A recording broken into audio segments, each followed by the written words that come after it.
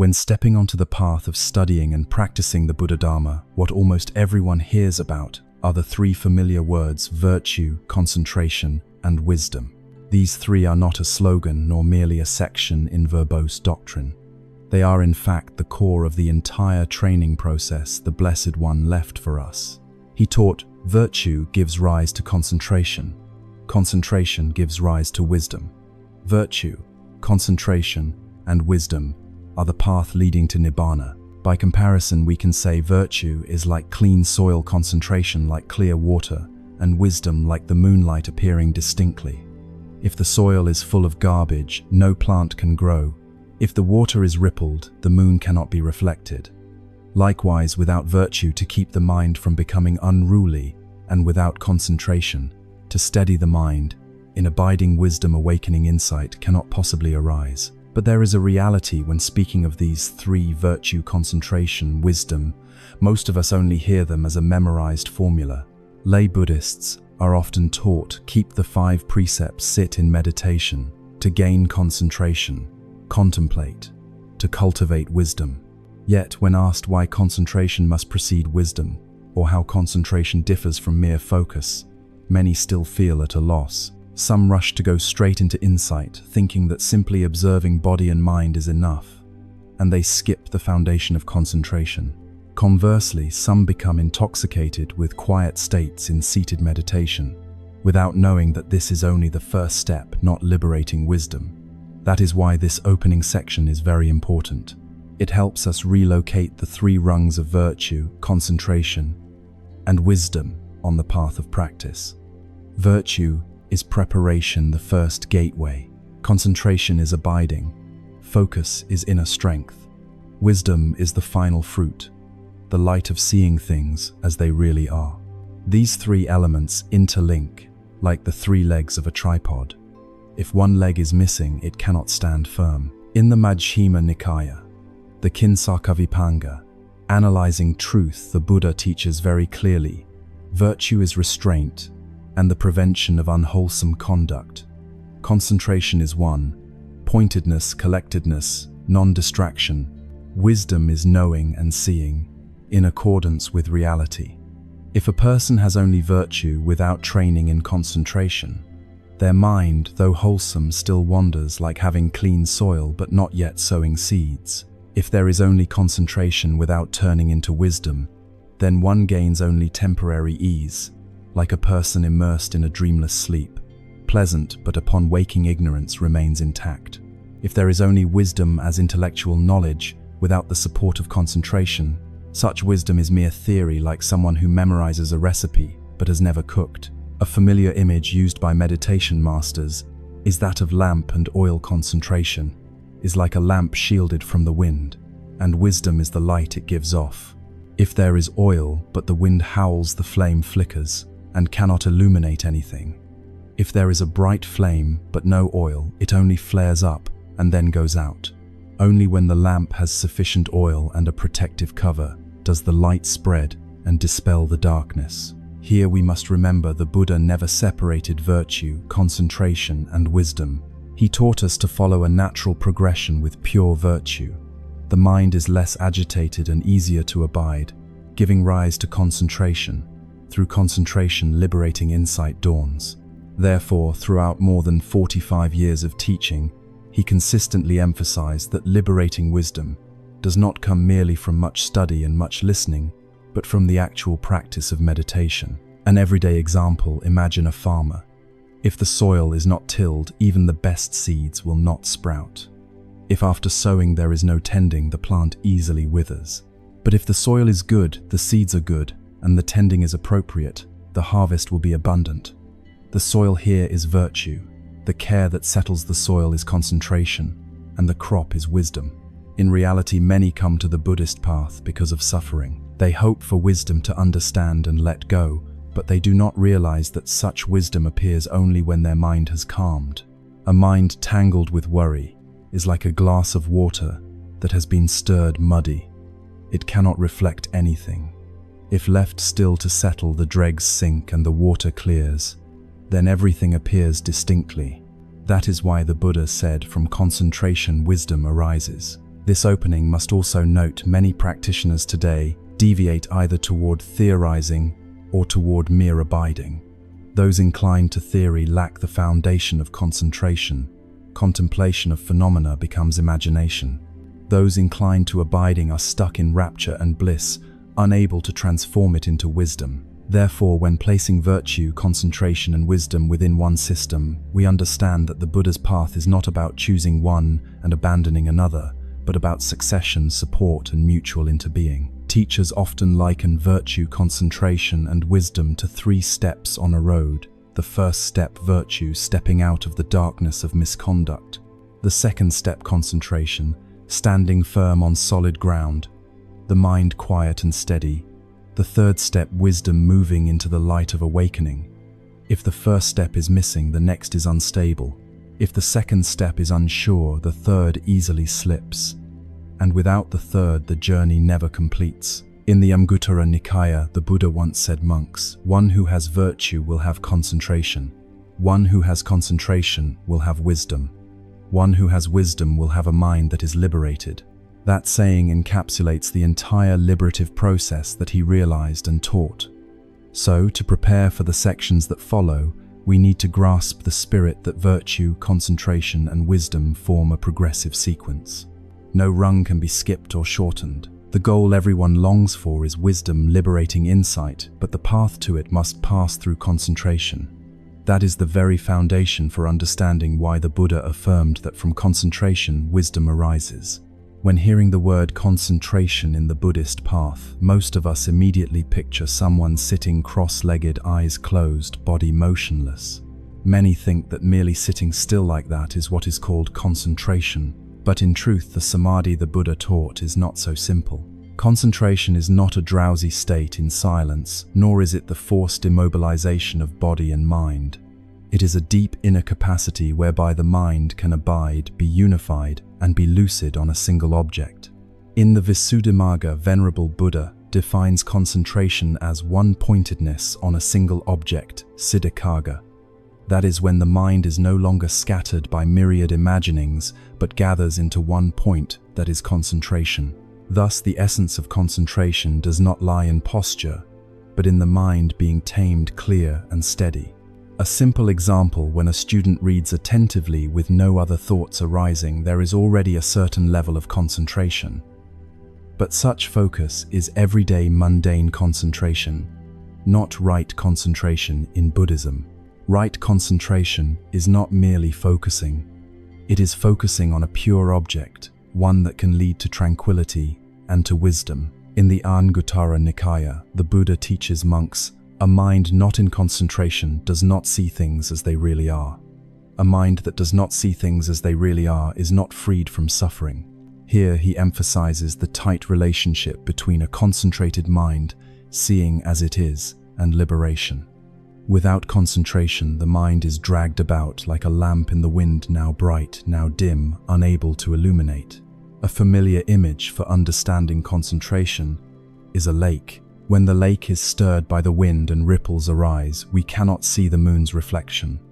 But when the wind ceases and the surface is still, we clearly see the bright moon.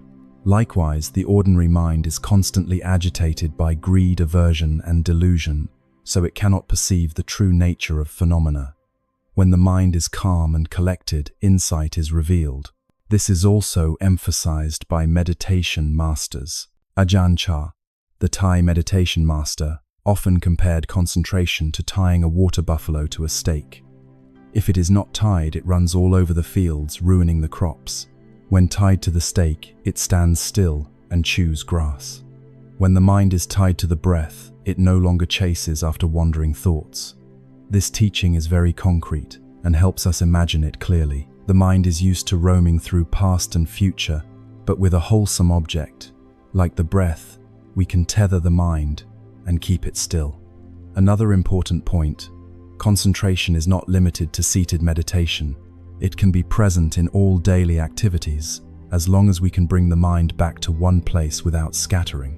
For example, when washing dishes, if the mind clearly knows each movement without thinking of other things, that is also concentration. When walking, if the mind knows each step and does not dart elsewhere, That too is concentration. Thus, concentration is not separate from life. It can be nourished in every moment. However, in the Buddha's teaching, concentration is divided into different levels. At the basic level is momentary concentration, when the mind abides only in brief instants. This is a kind of concentration that almost anyone can experience. When we listen to someone and give undivided attention, we have momentary concentration. To go deeper, a practitioner can develop the first jhana, second jhana, third jhana, and fourth jhana, where the mind is completely secluded from sensuality and unwholesome states, abiding in rapture, pleasure, and purity. These levels of concentration are the solid foundation for the arising of insight. It must be emphasized that concentration is not suppression. Many people misunderstand that because the mind has many thoughts, we must force it to stop thinking. That only creates more tension. The Buddha taught that concentration arises when we gently redirect the mind, place it on a wholesome object, and let it settle naturally. It is like soothing a child. If we scold or strike it, cries more. If we patiently comfort it, it gradually calms down. So too with our mind. In modern life, we can also see how valuable concentration is. At work, if the mind is concentrated, we complete tasks quickly, with fewer mistakes. In study with concentration, knowledge sinks in more deeply. When facing suffering with concentration, we are not swept away by emotions. For example, if an angry person knows to pause, breathe deeply, and return the mind to the breath, that is the first step of concentration. Thanks to that moment of concentration, the anger does not erupt into wrongful action. Concentration is also present in art, sports, and professions. When an artist is absorbed in a piece of music and forgets time, that is a form of concentration. When an athlete competes, pouring all mental energy into each movement, that is also concentration. The fundamental difference, however, is that such concentration still rests on craving the desire to win, to be famous, to enjoy. By contrast, right concentration, as the Buddha taught, is abiding without craving, not governed by greed, aversion, and delusion. Therefore, it must be clearly emphasized, not all focus is concentration in Buddhism. There may be concentration, but it is not necessarily right concentration. Only when the mind abides secluded from sensuality and unwholesome states does that concentration truly become a foundation for wisdom. Without this distinction, we easily fall into the misconception that any focus leads to awakening. This leads to the next section, distinguishing right concentration from wrong concentration. In the Buddha's doctrine, when speaking of concentration, many people simply think that whenever the mind focuses on one point without distraction, it is concentration. Indeed, in daily life, we often encounter such moments. A surgeon with steady hands concentrates completely on each movement of the scalpel over the patient's body. A pianist before a large audience is so immersed in each note that the presence of the listeners is forgotten. A child diligently stacking blocks, undisturbed by noise outside the door. All are vivid examples of focus. However, the Buddha did not call all such focus right concentration. The concentration he taught is not merely gathering the mind on an object. It must rest on a pure foundation, be secluded from sensuality and unwholesome states to truly become right concentration. When the mind abides in right concentration with no craving intruding and no attachment controlling it, that concentration is clear and leads to wisdom. Seclusion from sensuality here does not only mean avoiding bodily desires, it also means relinquishing all craving and every clinging intention. Freedom from unwholesome states means no longer harboring anger, no longer nourishing hatred, and not being drawn by wrong views.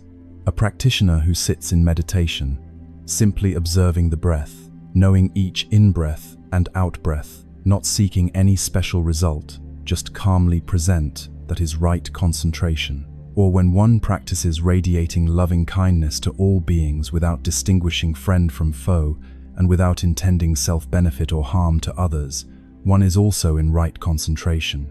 Conversely, the Buddha pointed out that there are forms of focus that are very strong yet do not lead to insight but only reinforce ignorance. That is wrong concentration.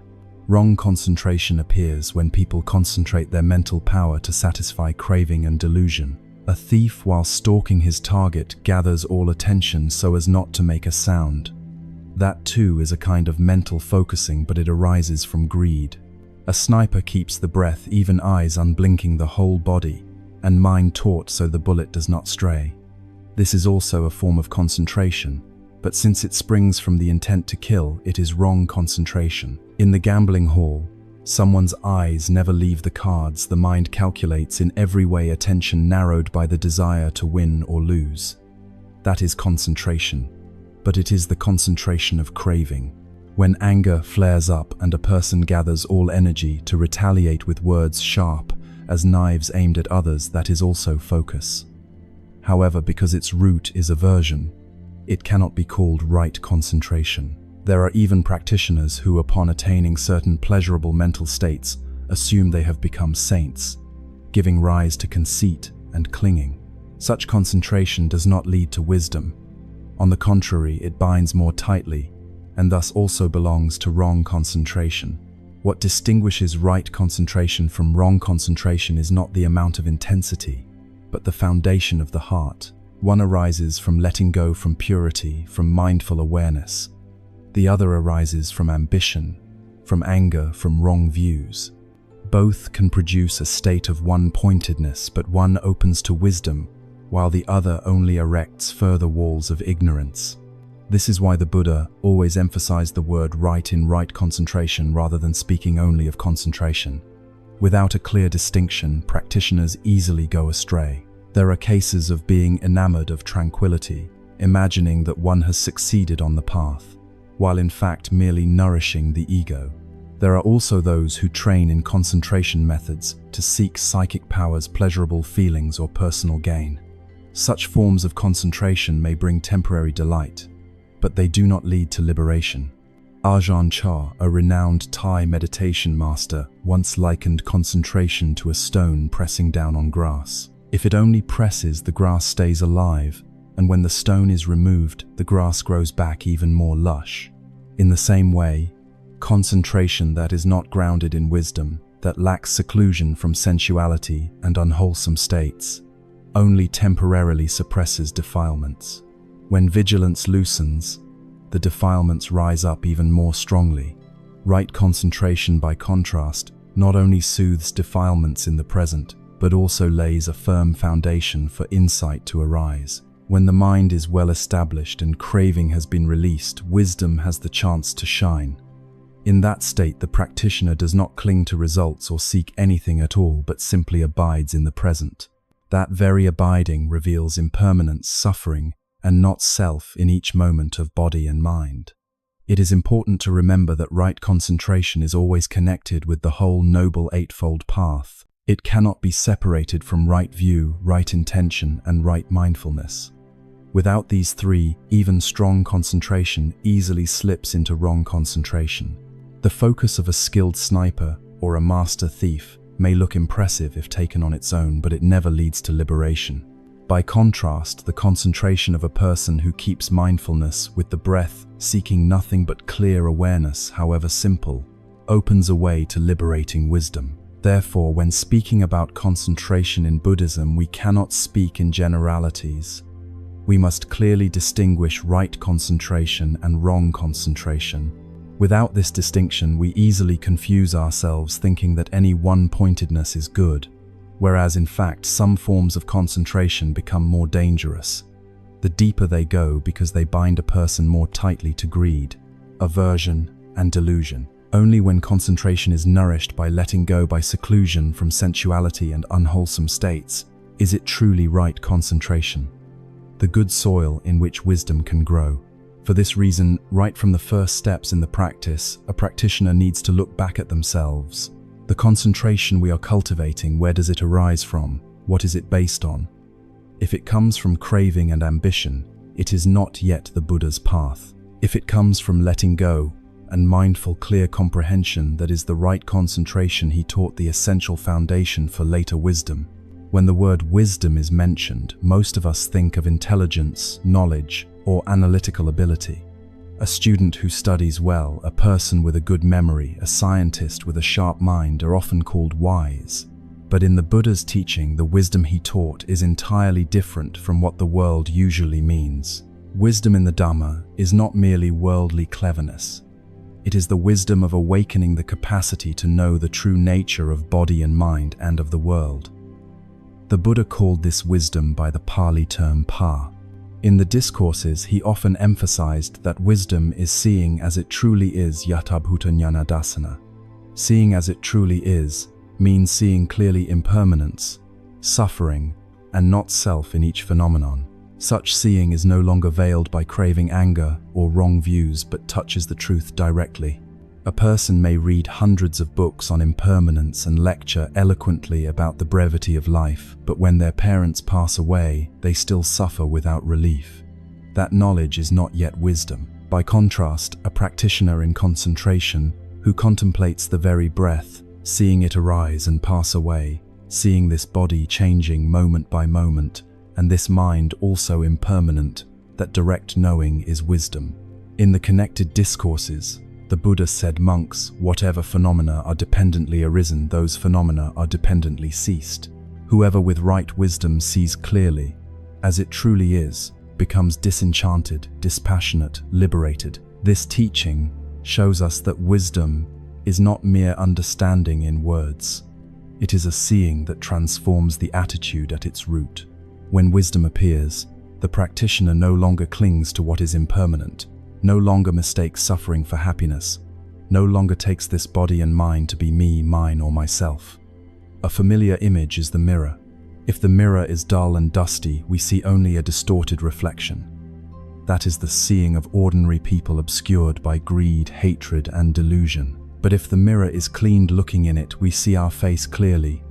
Wisdom is that cleaned mirror. It does not add or subtract. It simply reflects what is, as it is.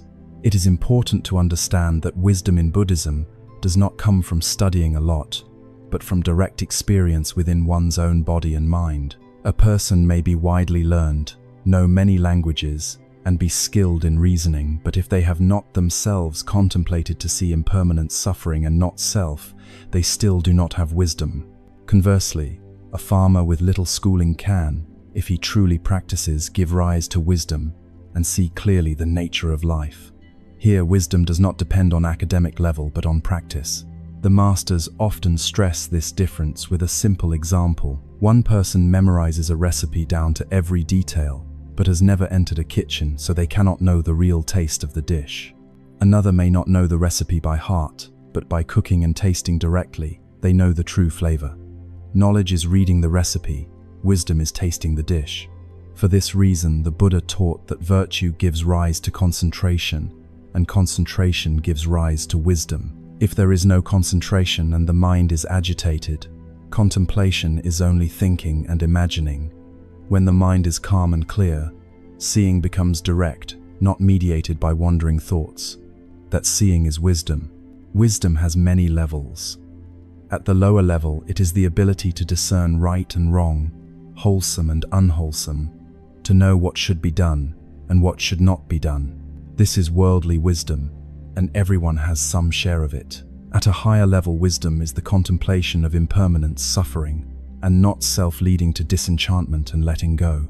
At the ultimate level, wisdom is prajna, which breaks ignorance at its root and brings the practitioner to liberation and nibbana.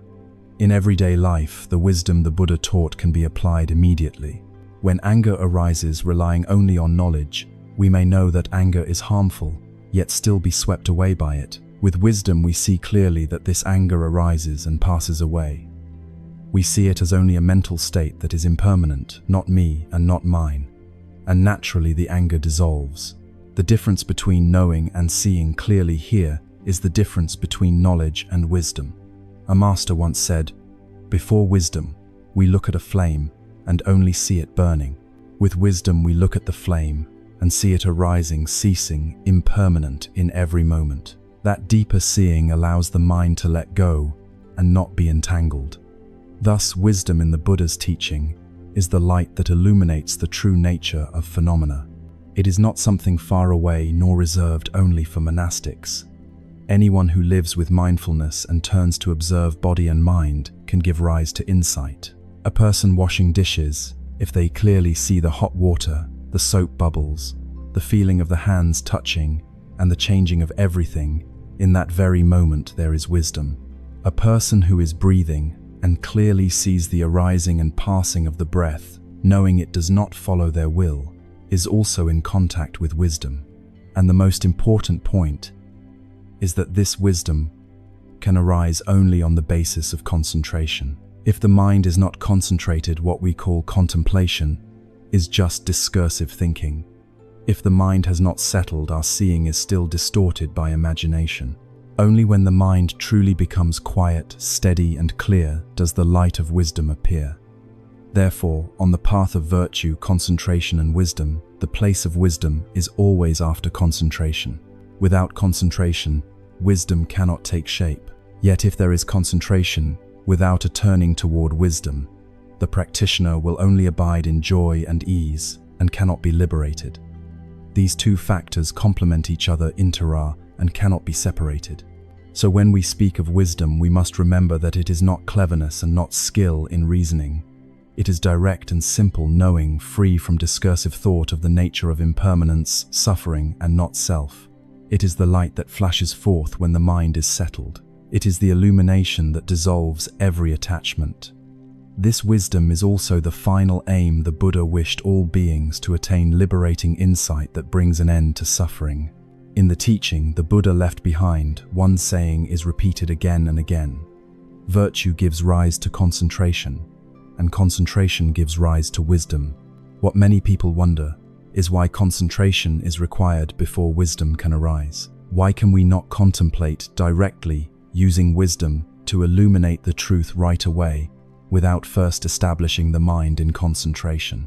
The answer lies in how the mind functions. An ordinary mind is not like a flat mirror.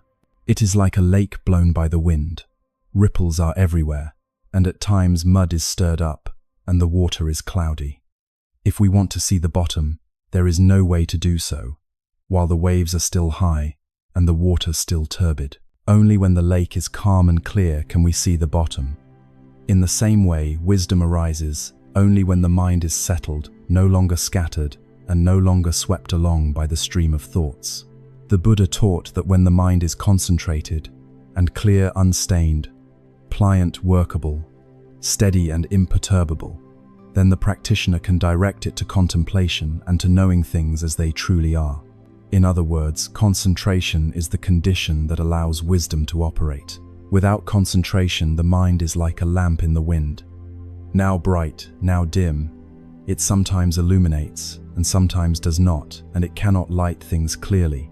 With concentration, the lamp is sheltered, its light spreads evenly, and it illuminates everything. A very familiar example when we are angry, and the anger is flaring. If someone advises us to contemplate impermanence, to see that this anger is only a phenomenon that arises and passes away, it is almost impossible to do so because the mind is burning and whirling in the fire of ill will. But if we know how to stop and breathe deeply so the mind settles, then, in that very moment of calming down, we can contemplate and clearly see the anger. In this way, it is concentration that opens the door for wisdom to function. Many students of the Dharma want to rush straight into contemplation. They read books and listen to teachings. The ideas of impermanence and not self seem so clear that they think they only need to use the intellect to contemplate and wisdom will arise. In reality, what they call contemplation at that time is mostly imagination and reasoning. When there is not yet concentration and the mind has not learned to stop, the contemplation is not direct knowing. It is only a chain of thoughts about impermanence, suffering, and not self. Such thinking remains far from real insight. Another example can make this clearer. Imagine a microscope. If the scope is shaking, even though the specimen is right there, we can see nothing but blurs. When the instrument is held steady, the image becomes clear. A concentrated mind is like keeping the scope stable so that insight can reveal the nature of phenomena. If the scope shakes, wisdom cannot operate. If the mind is scattered, wisdom cannot arise. This is why the Buddha placed concentration before wisdom. Throughout the whole path of practice, concentration is not the final destination, but it is the necessary bridge. Concentration is like firm ground where the seed of wisdom can sprout. If the soil is too hard and dry, the seed that falls there will die. If the ground is soft and moist and well prepared, the seed will break through and grow. Wisdom also grows only on the firm ground of concentration. In fact, in the discourses, the Buddha repeatedly warned of the danger of practicing without concentration. He taught that one whose mind is not settled cannot see as it really island. One who does not see as it really is cannot be liberated. Liberation does not come from book knowledge. It comes from direct seeing. Direct seeing only arrives when the mind is established. Some practitioners have the opposite tendency. They are very skilled at concentration, but do not know how to use concentration to develop wisdom. They abide in the rapture and pleasure of meditation, feel light and joyful, and think that is enough. As Ajahn once reminded, deep sleep is also a state in which defilements are not manifest yet. When one wakes up, ignorance remains intact. If one stops at concentration alone, defilements only settle temporarily like grass pressed down by a stone. To uproot them, wisdom is required, and that wisdom arises only on the basis of concentration. This shows the deeper reason why concentration is the necessary step before wisdom. The ordinary mind is like a house full of smoke. If we do not open the doors for the smoke to clear, sunlight cannot enter. Concentration is the opening of the doors and the cleansing of the space. Wisdom is the sunlight that shines in. As long as the smoke has not cleared, the light cannot come. As long as the mind is not concentrated, wisdom cannot arise. We can test this in daily life. When someone faces suffering, if the mind is agitated, it will be swept away by that suffering and cannot draw any lesson from it. But if the person knows how to pause and keep the mind established on the breath in mindfulness, they naturally see the nature of that suffering. They see impermanence and see the truth that nothing is solid, and from there they can let go. That moment of letting go is precisely wisdom. In sum, why does wisdom arise? Only when there is concentration. Because concentration makes the mind stop, become clear, pliant, steady, and unmoving. On that basis, wisdom can function and can see the truth as it island. Without concentration, wisdom is only information. With concentration alone and without wisdom, peace is only temporary. When there is concentration, wisdom will arise, and only that wisdom can uproot defilements and lead a person to liberation. This is an inevitable causal relationship that cannot be reversed, and it is why the Buddha affirmed that wisdom comes after concentration. In the course of practice, some people easily reach states of concentration. They may have a temperament that naturally favors quiet and little restlessness, or through diligent effort they quickly enter the meditative absorptions. The mind is established and filled with joy. The paradox is that, although they can go deep into concentration, these people find it hard to shift into wisdom. They often stop at the ease of concentration, content with the lightness and serenity, and unintentionally take that as the final goal. In the discourses, the Buddha repeatedly warned about this danger. He called it attachment to meditation. When a practitioner enters the first jhana, secluded from sensuality and unwholesome states, rapture and pleasure arise, and they feel an unprecedented bliss. In the second jhana, that bliss becomes subtler. In the third and fourth jhanas, the ease becomes deeper and lighter. For someone who has never experienced it, these states easily create the illusion that liberation has been attained. In truth, these absorptions are still conditioned and subject to arising and passing. They are only way stations, not the final destination. Ajahn once compared having concentration without wisdom to a person sitting in a beautiful house with the doors tightly shut, enjoying the warmth without knowing whether it is raining or sunny outside. They feel secure indoors, but ignorance remains intact. Eventually, when they step outside, they still have to face reality and suffering. In the same way, one who abides in concentration without developing wisdom only temporarily suppresses defilements. When they leave concentration, those defilements rise up again like grass after the rain. This is also likened in the Visuddhimagga. Concentration is like placing a heavy stone on grass. While the stone is there, the grass cannot grow, but the nature of the grass remains. Only when the roots are pulled out does the grass cease to grow. Wisdom is precisely the strength that uproots. If one stops at concentration alone, that power is merely suppression, not liberation. In real life, we can see many people who are very skilled at sitting meditation. They can sit still for hours, the body unmoving, the mind seemingly quiet. But if we look closely, we see they simply enjoy that pleasant feeling. They come to meditation as to a refuge from suffering. Yet when they leave the cushion and face daily life, the defilements return as usual. They still get angry, still crave, still worry. That shows their concentration has not transformed into wisdom. The Buddha once recounted his own experience when he was still a bodhisattva. Before awakening, he trained with renowned teachers of his time such as Alara Kalama and Udaka Ramaputta. They taught him to enter very high states of concentration, even the sphere of nothingness, and the sphere of neither perception nor non-perception. He realized those states, yet saw they did not lead to liberation. However blissful, they were still impermanent and subject to arising and ceasing. Therefore he relinquished them, and by himself discovered the middle way, where concentration and wisdom must go hand in hand. Those who easily develop concentration, but find it hard to give rise to wisdom, are usually entangled in attachment. They believe that bliss is everything. They think that merely sitting still with a quiet mind is already the goal. But liberating wisdom is not only stillness, it is clarity, the capacity to see impermanent suffering and not self precisely within that stillness. Without this shift, the practitioner gets stuck and does not progress.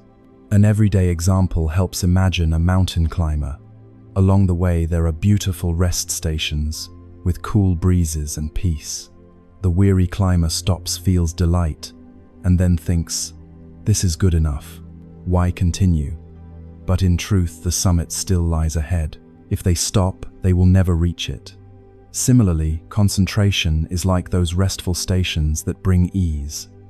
If one stops there, one will never touch liberating insight. In the Anguttara Nikaya, the Buddha said, "Monks, there are two kinds of happiness, the happiness of concentration and the happiness of nibbana. The happiness of concentration is still conditioned, while the happiness of nibbana is unconditioned, unborn, and undying." This teaching clearly shows the difference between concentration and wisdom. Concentration can bring happiness, but only wisdom brings liberation. It is also a caution for practitioners today. Many turn to meditation as a therapy to reduce stress, sleep well, quiet the mind. These benefits are real and undeniable. But if we stop there, we touch only the branches, not the root. Concentration is a means. Wisdom is the end. If we do not understand this, we easily mistake meditation for mere relaxation, overlooking the Buddha's capacity to point to the complete ending of suffering. Therefore, those who easily attain concentration need continual reminders that concentration is only a foundation. Do not stop at the ease. Use that ease as a springboard for contemplation. When the mind is firm and undisturbed, turn the light back on body and mind. See impermanence clearly, see suffering clearly, see not self clearly. Then concentration truly becomes right concentration, because it leads to wisdom. And only with wisdom can defilements be uprooted and suffering brought to an end. There is another type of person opposite to those who readily attain concentration. Those who appear quick-witted and sharp-minded, who easily grasp doctrines and reason swiftly, yet lack a foundation of mental steadiness. Such people love to analyze, to ponder, to debate the Dhamma, and readily take in notions of impermanence, suffering, and not self. With just one hearing, they can repeat, expound, and offer clever examples. Others may think they possess deep wisdom. In reality, what they call wisdom is mostly mere intellect, conceptual knowledge, rather than insight born of a settled mind.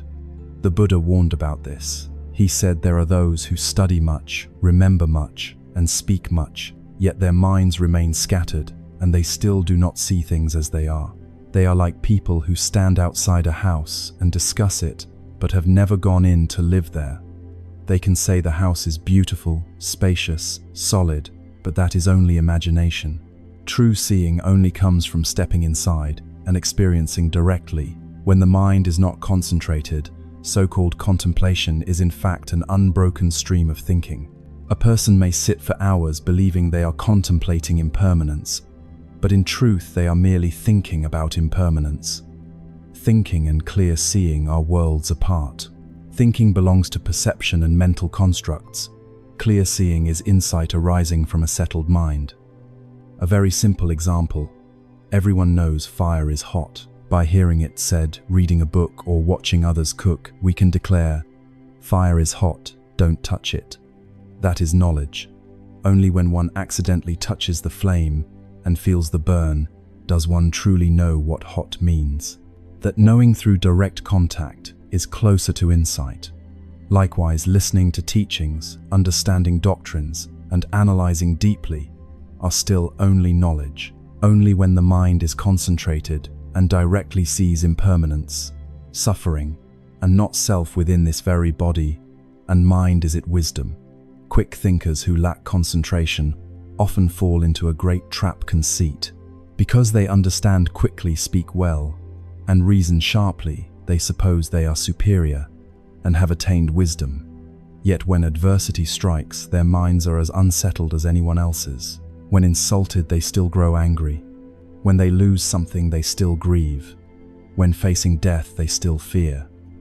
This shows their wisdom is not yet keen, because it does not rest on concentration.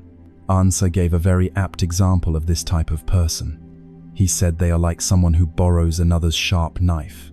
It looks impressive in the hand, but it is not truly theirs. When the owner takes it back, they are empty-handed again. Wisdom borrowed from books and from others' words is like a borrowed knife.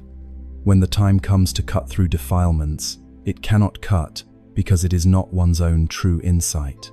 In our present life, we see countless examples. Someone may read innumerable Buddhist books, attend many courses, remember the names of the suttas, memorize the teachings, and expound them fluently.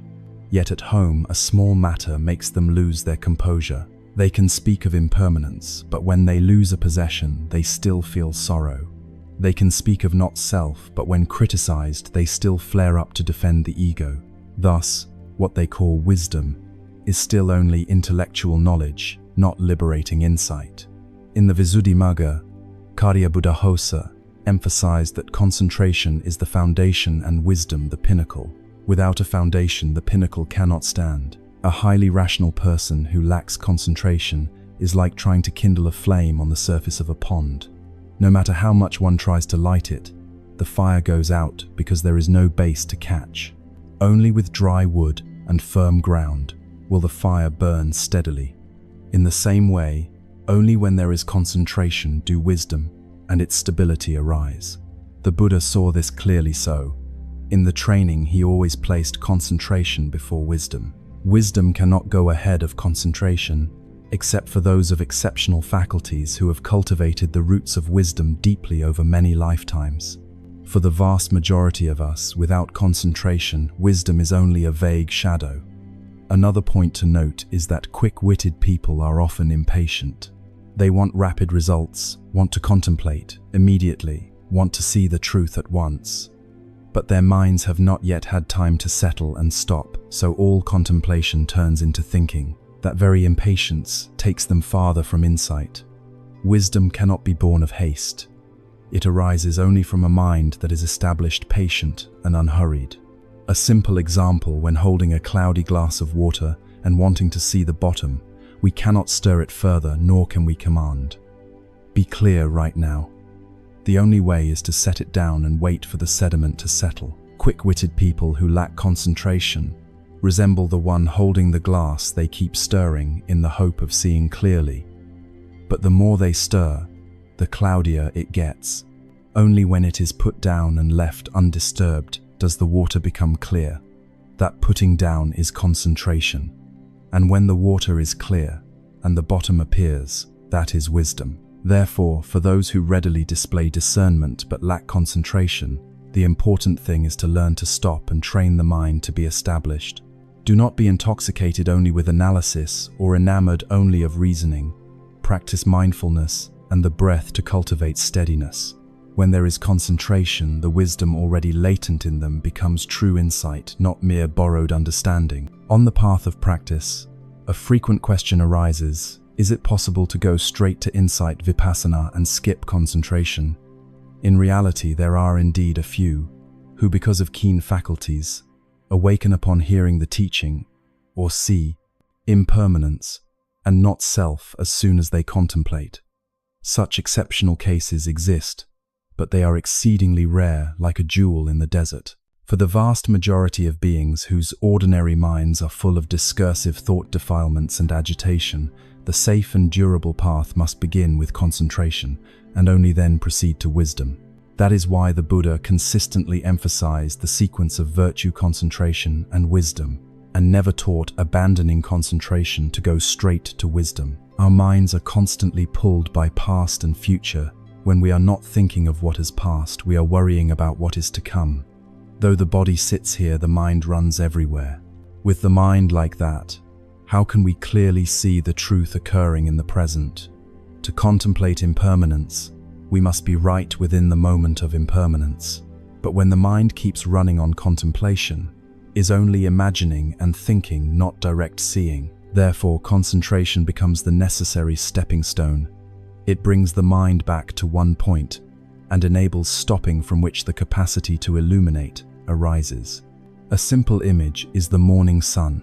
Its light shines everywhere, yet if the sky is full of clouds, the light cannot penetrate. Concentration is like a clear sky. When the clouds disperse, the light of wisdom can shine forth. If the clouds remain thick, the light cannot pass through. The discursive thoughts and defilements of beings are precisely those clouds. When the mind is not concentrated, the clouds still cover, and wisdom cannot appear. In the Anguttara Nikaya, the Buddha affirmed monks, "For one who has virtue there is concentration. For one who has concentration there is wisdom. For one who has wisdom, the mind is liberated."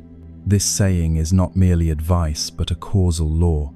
With virtue, the mind is less remorseful and less agitated, that is the soil. From there, the mind more easily becomes established, that is concentration. And from concentration, wisdom arises. This law operates for everyone without exception. Those fortunate ones whose wisdom flares up upon hearing the Dhamma do so because over many lifetimes they have planted and matured this very strength of concentration, allowing it to manifest. In practice, if we closely observe ourselves, we clearly see the necessity of concentration. When the mind is in turmoil, we cannot resolve any problem thoroughly. A person who is anxious and sits down to think their way out of suffering will only become more entangled. But if they know to pause, take a deep breath, and abide in the present moment, the mind immediately becomes clearer. In that moment, they can discern the nature of the problem. This shows that wisdom comes only when there is concentration, and for ordinary people, there is no other way than to cultivate concentration first. The ancients said the mind is like a monkey, and the intention like a horse, ever leaping and galloping about. Without the tether of concentration, it can never be stilled. And when it is not still, there can be no contemplation. Concentration is that tether.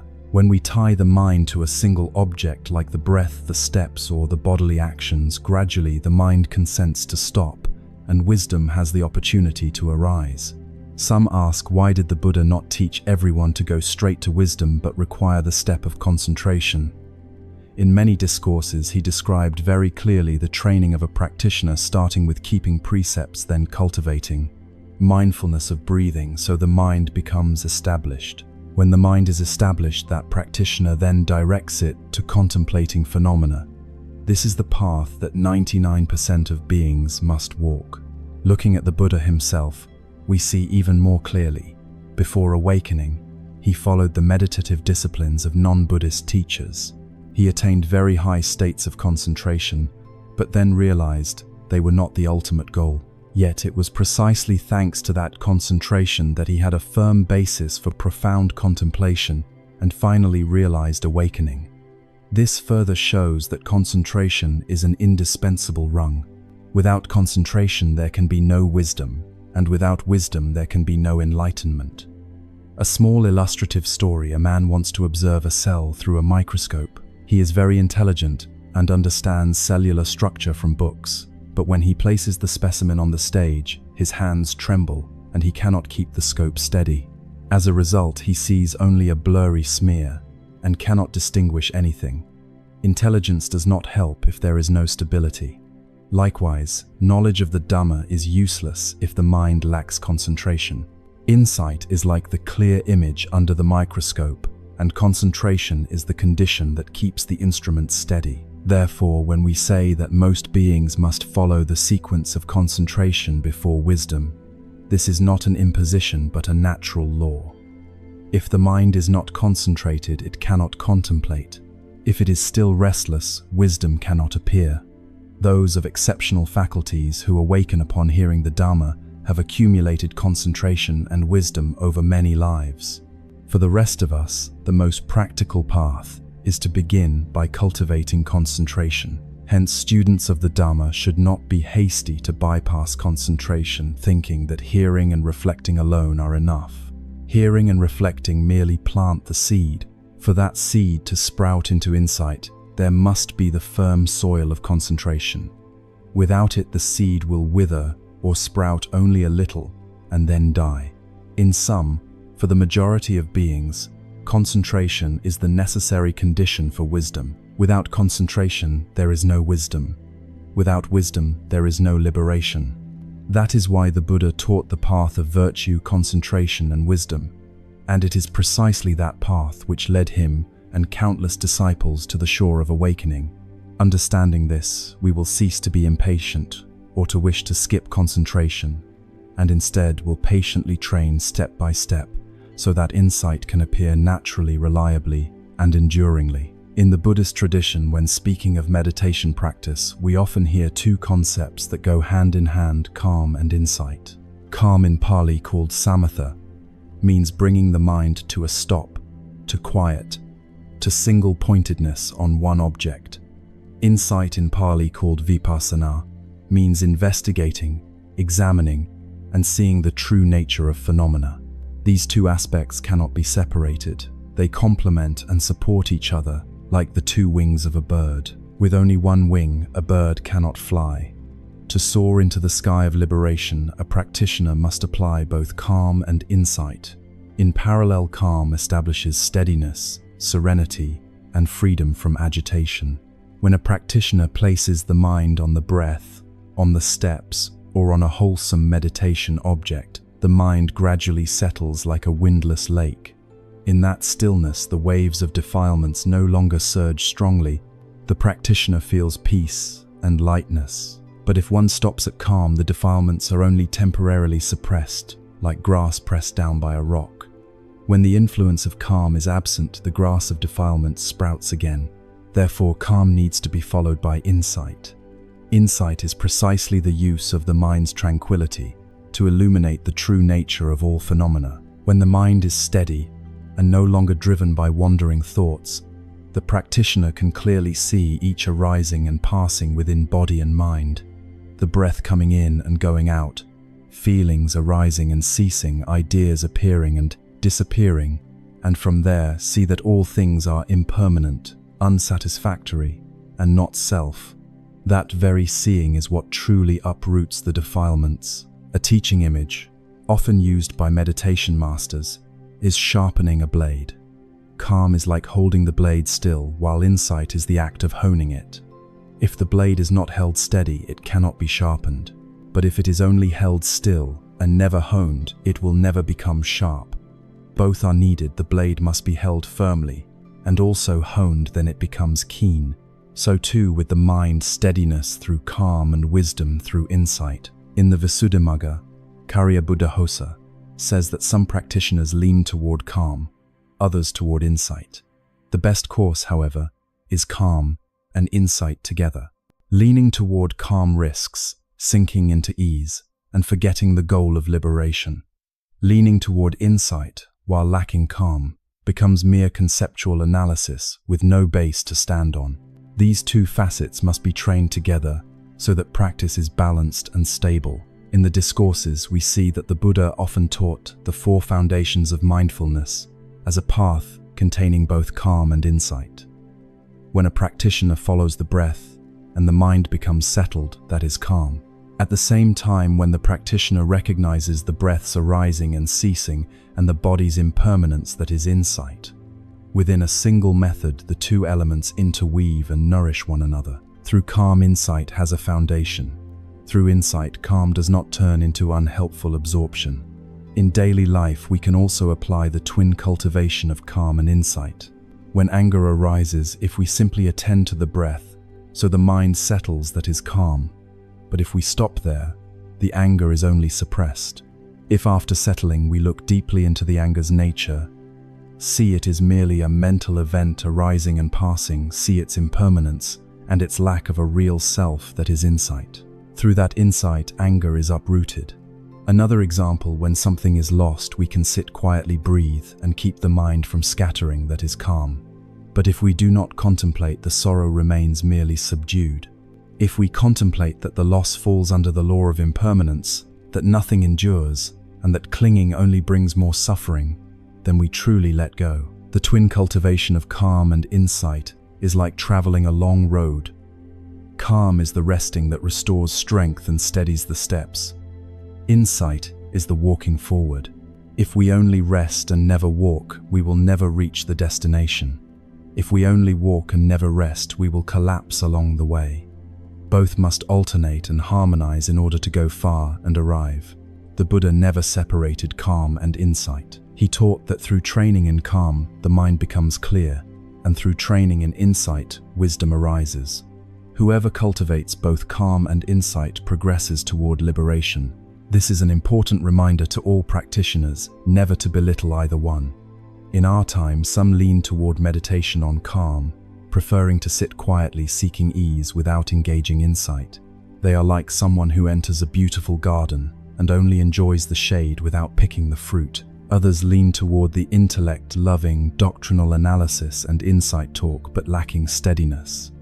They are like someone trying to take a sharp photo while their hand keeps shaking, resulting only in blurred images. Both are incomplete. The twin cultivation of calm and insight is the right path. Concentration makes the mind clear and still. Wisdom makes it bright and discerning. When stillness and brightness go together, defilements are cut off and liberation is realized. In the course of practice, concentration is a precious attainment, but it is not everything. If one stops at concentration without developing insight, that very concentration can become a subtle trap, fostering attachment and the mistaken belief that the goal has been reached. The Buddha often warned of this danger, having seen how people become intoxicated by the rapture of concentration, imagining it to be the final end, while in truth it is only a rest stop. As one enters the jhanas, one experiences a profound ease never known before. In the first jhana, joy arises because the mind is secluded from sensuality and unwholesome states. In the second jhana, pleasure is subtler and more stable. In the third and fourth jhanas, the mind is purified and so light as to defy description. These states are far beyond worldly pleasures and easily mislead the uninitiated into mistaking them for nibbana. But in fact, all these absorptions remain within the conditioned. They are still impermanent and subject to arising and ceasing. To stop there is to stop midway, not yet beyond the round of rebirth. Ajahn Chah often emphasized that deep sleep is also a state without manifest defilements, but when one wakes up, ignorance remains intact. So too with concentration that is not accompanied by insight, it only quiets defilements temporarily. It does not eradicate them at the root. Someone who is angry may, upon entering concentration, forget the anger for a moment, but upon leaving, the anger returns as before. Like a rock pressing on grass, once the rock is lifted, the grass springs back up green and fresh. Without insight to uproot, defilements never disappear. Another danger is attachment. When concentration gives rise to rapture, the practitioner may become attached to precisely that ease. They want to keep returning to it, to remain in that state forever. The more they cling, the farther they stray from the path of insight. Concentration, originally a means, is turned into an end. This is like a mountain climber who reaches a beautiful rest station and stops there, believing it to be the summit, forgetting that the true peak still lies ahead. Before awakening, the Buddha himself passed through this situation. After training with the renowned teachers of his day, he attained the formless absorptions of the sphere of nothingness and the sphere of neither perception nor non-perception. These attainments are exceedingly deep and hard to reach. Yet he realized they still did not bring liberation, because upon emerging from concentration, ignorance remained. Defilements were only subdued, not destroyed. Recognizing this, he relinquished attachment to concentration and discovered the middle way, where concentration and insight proceed together. Another danger of concentration without wisdom is that conceit easily arises. One who abides in concentration and tastes an uncommon ease may believe they have attained a noble fruition. Comparing themselves with others, they feel superior and become arrogant. This conceit carries them even farther from liberating wisdom. Concentration was meant to serve as the basis for wisdom, but if it becomes a pretext for feeding the ego, the path of practice goes astray. In the Samannaphala Sutta, the Buddha clearly described the difference between the happiness of concentration and the happiness of nibbana. The happiness of concentration is still conditioned, that is subject to arising and ceasing. Only the happiness of nibbana is unconditioned, unborn, and undying. Without developing wisdom, a practitioner stops at conditioned happiness and has not touched nibbana. A more familiar example is a sleep addict. While asleep, they feel comfortable, no worries, no afflictions. But upon waking, life is the same, and suffering is the same. The comfort of sleep is temporary and does not resolve anything at the root. Concentration without wisdom is like that asleep of consciousness that brings momentary lightness. But when one wakes up, the defilements are intact. Therefore, concentration must be followed by wisdom. When the mind is established, the practitioner needs to turn the light of insight onto the very object at hand, contemplating impermanence, suffering, and not self. Then concentration truly becomes right concentration, because it becomes a foundation for wisdom. Without this shift, concentration turns into a refuge, safe but useless, causing the practitioner to stop and lull themselves with the illusion of liberation. A final danger is dependency. Some turn to meditation merely to relieve stress and seek pleasant ease. They are like people relying on painkillers whenever they suffer. They use concentration to forget for a while but never treat the root illness. They become dependent on concentrated states, as on a drug. When concentration is absent, their misery returns as before. The Buddha did not teach us to use concentration to run from suffering, but to use it as a means to develop wisdom so that we clearly see suffering and transcend it at the root. In short, concentration is a precious treasure, but without wisdom it can become a trap. It misleads, fosters attachment, breeds conceit, and ultimately halts one's progress halfway. Concentration must walk with wisdom like 2 feet, must fly with wisdom like 2 wings. Only when concentration opens the way for wisdom is the path of liberation complete. Beyond the danger of having only concentration without wisdom, there is another equally subtle danger: wisdom lacking concentration. At first, this may seem contradictory, since wisdom is what everyone seeks. In truth, if that wisdom is not supported by concentration, it easily becomes mere theorizing, gets swept away by words, gives rise to conceit, and in the end does not free us from suffering. Many modern students of the Dharma fall into this situation. Thanks to books, the internet, and abundant teachings, anyone can learn many concepts: impermanence, not self-dependent, origination, the 4 noble truths. After one hearing, we can repeat them, explain them to others, even lecture fluently. But if our minds have never been established, never tasted stillness, then what we call wisdom is only intellect knowledge borrowed from outside. It has not touched the depth of truth. Imagine someone who has read dozens of cookbooks. They can recite recipes, name every spice, and even explain preparation methods to others. But if they have never stepped into a kitchen and never actually handled a knife and a stove, they still do not know how the dish truly tastes. They know with the head, not through experience. Wisdom without concentration is like that knowledge, not insight. In the scriptures, the Buddha distinguishes between Suttamaya Panya wisdom, born of hearing, and Bhavanamaya Panya wisdom, born of cultivation. Wisdom by hearing is knowledge that comes from books, from talks, from reflection. It is necessary but only a first step. Wisdom by cultivation is the direct seeing that arises from a concentrated mind. If there is only knowing but no seeing, there is never liberation. The first danger of wisdom without concentration is that it becomes a game of argument. Such a person can spend hours analyzing doctrine, debating to win, insisting they understand deeply while others understand shallowly. Yet in daily life, when suffering arrives, they still panic, still lament, still grow angry. Their understanding does not transform anything. It only increases pride in their knowledge. This is fertile ground for conceit. One who knows much but lacks concentration is like someone who has borrowed another's sharp knife. It looks impressive in the hand, but when it is time to cut through defilements, that knife cuts nothing because it is not truly theirs. A second danger is restlessness. Those rich in intellect but poor in concentration tend to live in their heads, always thinking, always analyzing, seldom truly settling. Thus, though they know much, they remain weary, tense, and anxious. They know that life is impermanent, yet still suffer because of impermanence. They know the body is not self, yet still rush to defend the ego.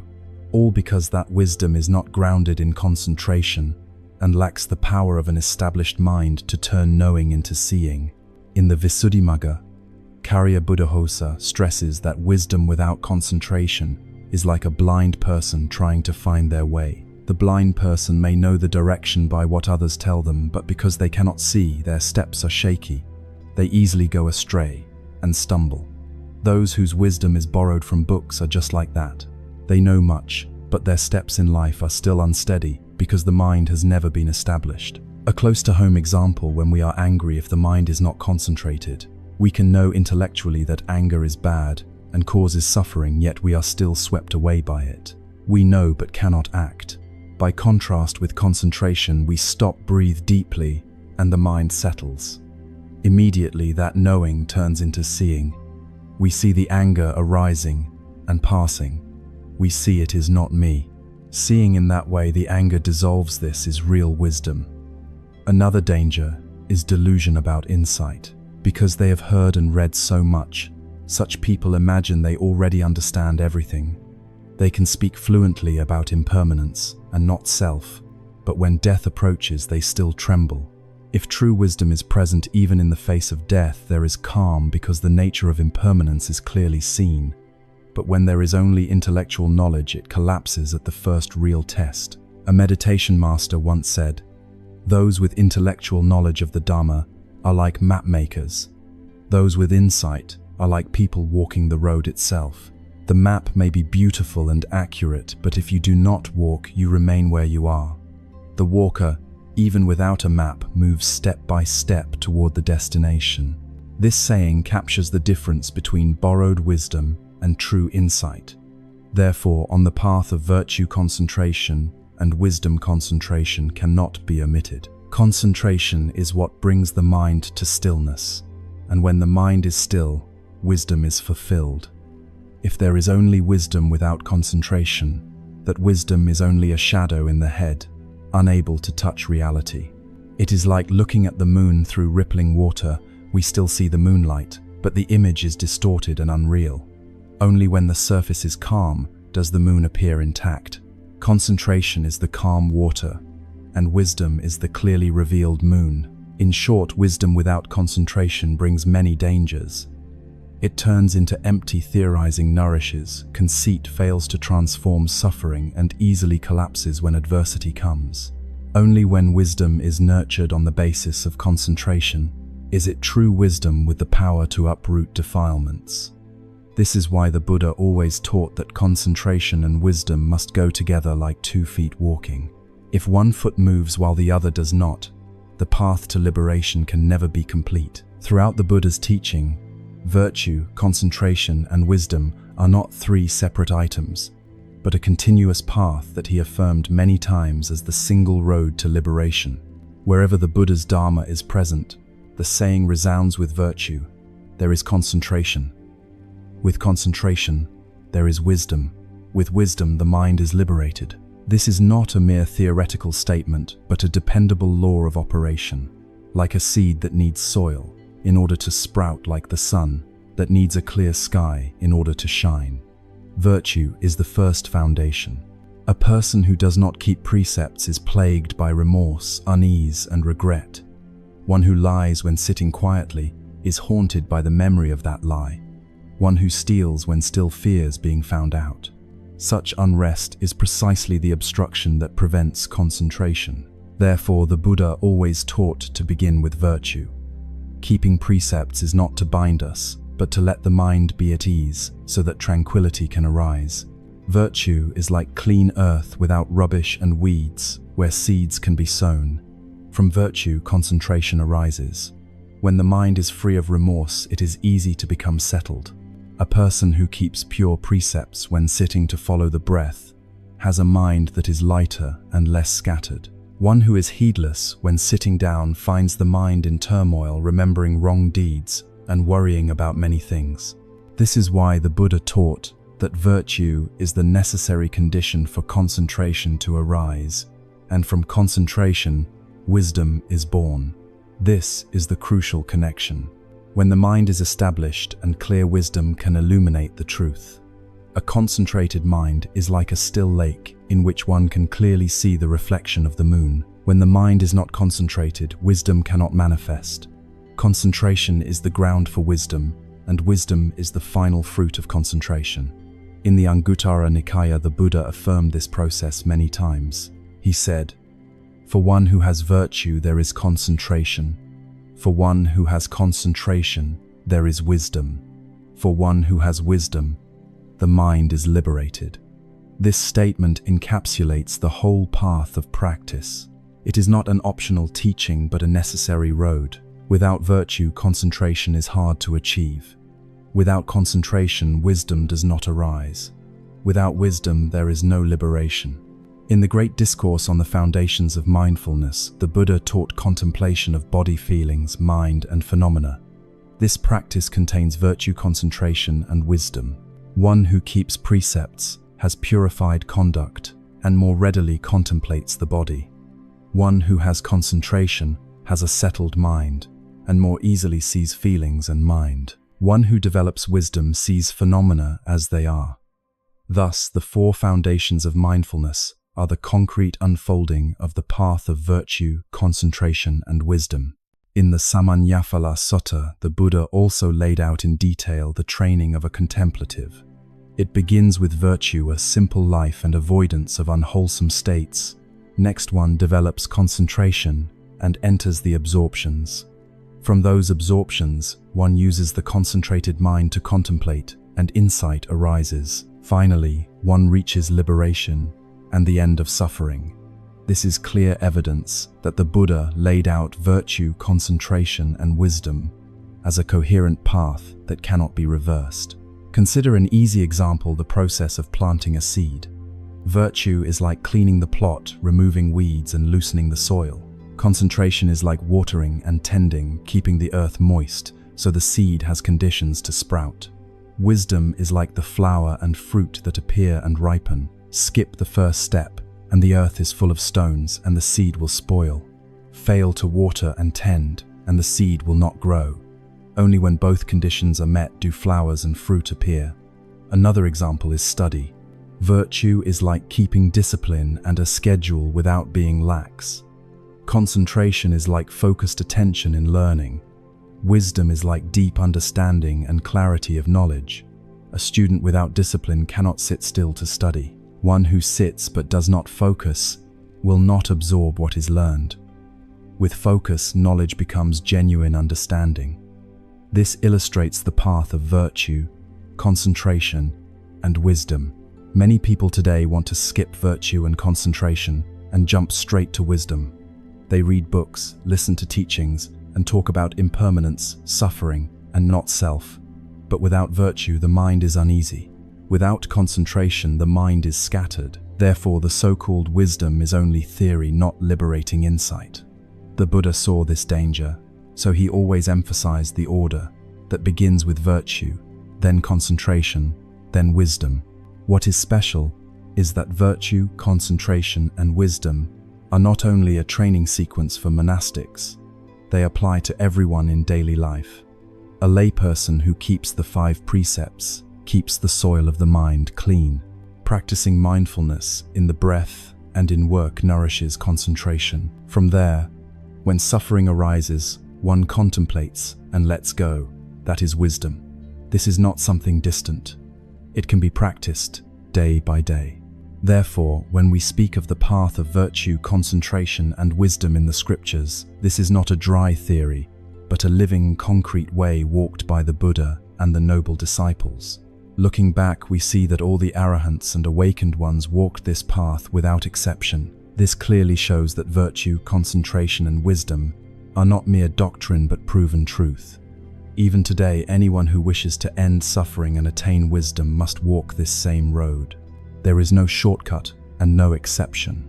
With virtue, the mind is purified. With a purified mind, concentration is easily established. With concentration, wisdom arises.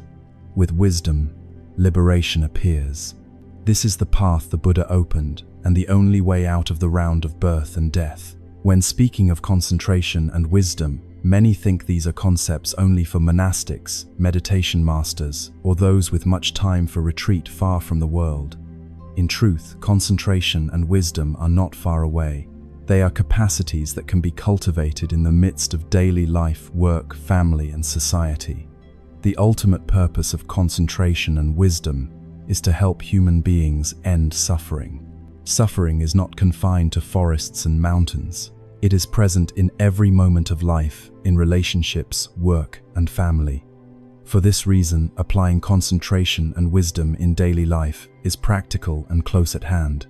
Imagine a morning when the family is in discord, the husband is irritable, the wife upset, the children crying. In such an atmosphere, a single unrestrained word can ignite a full-blown conflict. If at that moment someone in the family knows how to pause, take a deep breath, return the mind to the breath, and hold concentration for that instant, the situation can be saved. Thanks to concentration, the mind is not swept away by anger.